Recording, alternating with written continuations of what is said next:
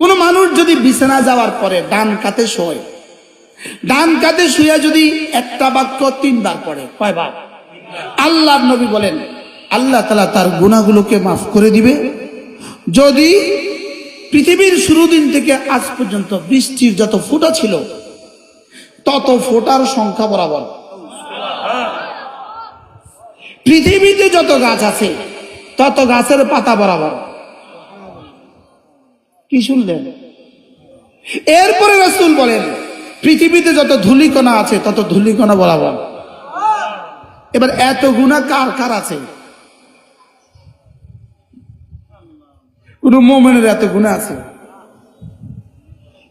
তাহলে এই বাক্যটা যদি আপনি পড়েন ডান কাতে শুয়ে, বলবো বাক্যটা বলবো, আস্তাগফিরুল্লাহাল্লাযী লা ইলাহা ইল্লা হুয়াল হাইয়ুল কাইয়্যুম ওয়া আতুবু ইলাইহি লা হাওলা ওয়ালা কুওয়াতা ইল্লা বিল্লাহ। আজ থেকে পড়বো তো? বলেন ইনশাআল্লাহ। রাসূল জীবনে যখন যা করেছেন বলেন, আমিও আমার জীবনে তখন তা করব। বলেন ইনশাআল্লাহ। আল্লাহ তাআলা এই মাদ্রাসাকে কবুল করেন।